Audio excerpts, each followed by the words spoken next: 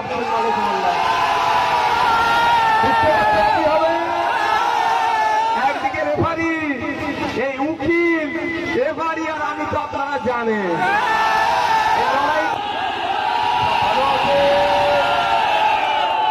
ভালো আছেন?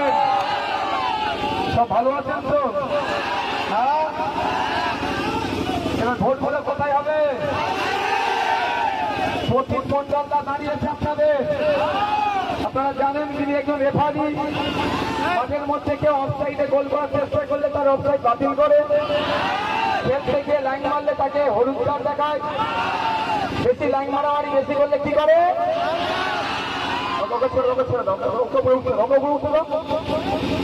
তাহলে লাল কার্ড দেখায়। সমাজে যত ধরনের অন্যায় হচ্ছে এই প্রতিটা লাল কার্ড দেখিয়ে সব অন্যায় বন্ধ করবে। আর সবুজ কার্ড, গ্রিন কার্ড দেবে ন্যায়কে প্রতিষ্ঠা করার জন্য, সাম্প্রদায়িক সম্প্রীতিকে এগিয়ে নিয়ে যাওয়ার জন্য, ঐক্যের জন্য গ্রিন কার্ড দেখাবে। রাজি আছে? আজকে যে ঐতিহাসিক র্যালি আপনারা দীর্ঘক্ষণ হেঁটেছেন, প্রত্যেককে আমি সংগ্রামী অভিনন্দন জানাচ্ছি, ভালোবাসা জানাচ্ছি। এতটুকু কথা বলবো, কারো প্রয়োজনে পা দেওয়ার দরকার নাই। আপনার ভোট আপনি দেবেন। আগামী 29শে এপ্রিল সকাল সকাল ইভিএম মেশিনের কত নাম্বার? কত নাম্বার? সব হাতটা তুলে দেখান। কত নাম্বার? কত নাম্বার? কত নাম্বার? 4 নাম্বার বোতাম টিপে শান্তিতে ভোট দিয়ে জয়যুক্ত করবেন। বামেদের মনোনীত প্রার্থী,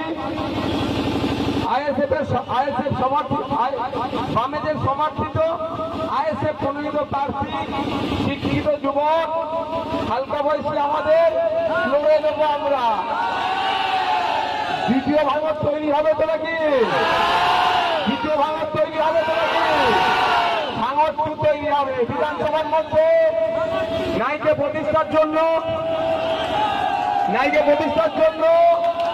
নওশাদ সিদ্দিকী যেমন একা লড়াই করছে, আর নওশাদ সিদ্দিকী একা লড়াই করবে না।